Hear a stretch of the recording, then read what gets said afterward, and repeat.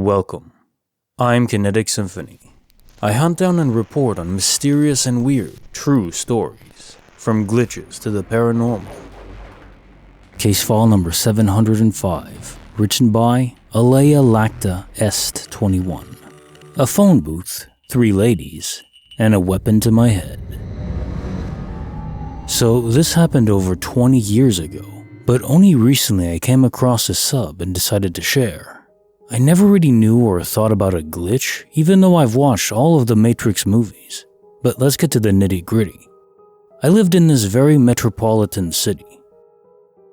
The apartment building was on the right side at a T-junction, and I lived on the second floor with a huge window facing the street, right above the only gate in and out. Right in front of the gate, across the street, there was a phone booth. Yes, I used plenty of those back in the day. My then significant other lived in another state, and I would make a phone call in that booth every now and then. For that reason, my roommate and I had an agreement. Whenever one of us would use the phone booth, the other would stand guard at the window, just in case. On a random Friday night around 11 p.m., I crossed the street for my call. As agreed, my friend was positioned by the window, looking out as usual. I made the call, and a few minutes into the call, a middle-aged man put a gun to my head. I still remember the gun and his physical features. The guy began to firmly say, "Come with me now, come with me now," while aggressively looking around to see if someone was coming. At that moment, I was cold-blooded enough, as usual, to tell my significant other, "Hey, I have an issue, I'll call you back." While saying that, I was assessing my options and thinking about what to do. It was so weird, it almost seemed like time stopped. Then I see 3 ladies coming in my direction, on the sidewalk, talking and laughing like nothing was happening. While contemplating whether to cross the street running to get to my gate, there was intense traffic. Lots of cars as usual on that street, even late at night. However, while I was looking at the cars on the street, the 3 ladies finally got to where I was standing and literally walked right past, right in the middle of myself and the guy, basically separating us from one another, all the while not acknowledging the situation, not even making eye contact of the man holding a gun to my head. At that opportunity, I ran for my dear life, zigzagging between the cars. It was a matter of seconds. I got to the gate and screamed to my friend, "Open the freaking gate!" For which he said, "Why?" When I looked to see if the guy was behind me or if I was going to get shot, I stopped in my tracks. The crazy street I just crossed was empty, eerily empty. The phones are also both empty. The guy with the gun, the 3 ladies, all gone. I went to the corner at the T-junction, looked to the left and to the right. Nothing. As if nothing ever happened. I got mad with my friend, and he said he was looking out the window, but there was this soccer game on TV. He got distracted, and for a brief time, right before it all happened, he looked away, and when he looked again, I'm already at the gate. I could never make sense of this, and while typing, I relived it again. The richness of the details didn't fade, not even a little bit. At the time, I thought I was going to be killed, and it was a miracle that saved me. Would it be a glitch? How? Just in case you wonder, I don't drink, I don't do drugs, and neither have I been under any strong prescription drugs. Case file number 706, written by Lisa Key, 25. 1,000 Ways to Die. This would be number 1,000,000. Hello everyone. I had an experience a week or so ago that I just can't stop thinking about. I'm hoping someone here can help me understand. So here it goes. Below is just a little background about me. I'm a registered nurse and I work night shift. I'm in my early 40s. I do 12-hour shifts, 7 p.m. to 7 a.m. I'll preface this by saying I was not tired at all. I've been a night shift nurse most of my nursing career and have no issues sleeping during the day. I was not tired when this happened. I work in a nursing home on the short-term rehab unit, so there's always a lot of admissions and discharges from my unit. When we get a new patient, it's the nurse's responsibility to take the diet order to the kitchen, so usually around 6 a.m. I'll print out and take any new diet orders the kitchen doesn't have. Now onto my experience. One night last week, I got 3 new patients, so I had printed out their diets. I had a little more charting to do, so I was at the computer finishing up all my tasks when all of a sudden I got this vision. I don't know what else to call it. In this vision, I saw myself walking through the halls heading to the kitchen holding the diet orders. All this is normal for what I always do. But then in this vision, I turned the corner to walk down the hall where the kitchen is, and I saw myself have a freak accident. I saw a ceiling tile fall on me in just the right way that it split my head open, and there was blood everywhere, and I was lying on the floor and died.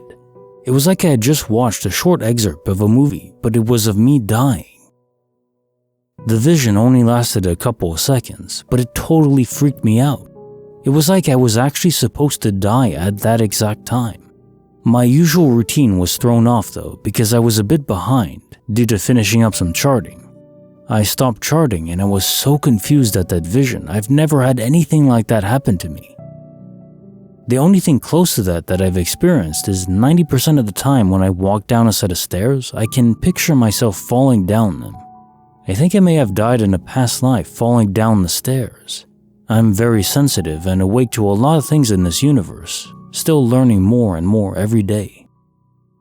After the initial shell shock of trying to process what I just saw, the first thought that came to my mind was maybe that wasn't a vision, but it was a memory of how I just died. And me sitting at the computer was a place I was reset into in a different timeline, one closest to where I had just died in. This whole experience has really freaked me out. Was this a memory, a vision, a glitch, CERN? I just don't know, but I felt everything that happened in the vision. I've been trying to mentally take note of any changes in my life, even down to small details that happen. Things have definitely been off for me ever since they turned on the CERN machines a few weeks ago. If anyone can help me process all this, I'd appreciate it. I only told my boyfriend about this because the experience sounds so crazy to me, and I know I'm not crazy. To end this post, I'll reiterate I was not tired, I was wide awake and was at work. I don't drink or do any kind of drugs, and I'm not on any kind of medication. Case file number 707, written by Zerp242. I had a meeting with a non-human. I'm a project manager for a company I can't name. Today when I met with the account manager for a vendor we may bring onto the project, something was just off.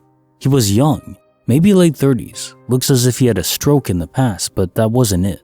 There was something about him. His mouth smiled too big. His teeth looked huge.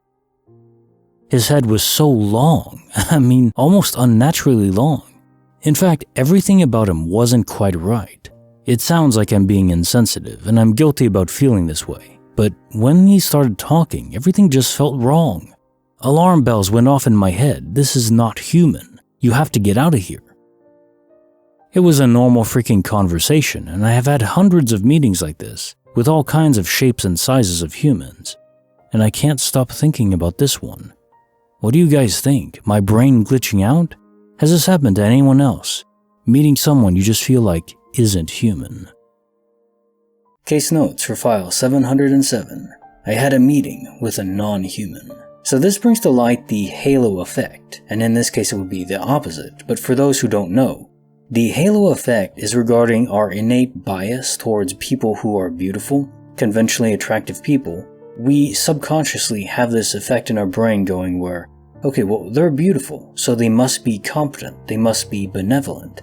Of course, this isn't true, but it is the innate reaction we have. It's all subconscious wiring. So, this is very widely known in court cases, actually. Juries have a bias towards innately beautiful people, and they're much more likely to rule in their favor.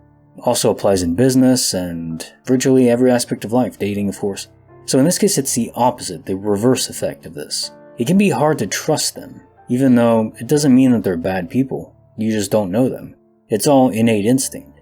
In your case, your instinct was that they were not presently human. I've had personal encounters where I felt there was something off, but I've never felt like someone wasn't human. Maybe robotic.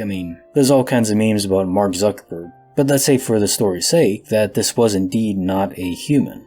What would their motive be to impersonate someone? Would it be a skinwalker or an alien? You did say that you work for a company that you can't name. Now, maybe you just want to be anonymous, or maybe the company you work for has important state secrets. Maybe it's a defense company, Defense contractor? Maybe this person that you're meeting is trying to get into business with you because there's sensitive details and information that they could procure from it. But if it is an impersonation of a human being, there has to be a motive. No entity would just do that randomly.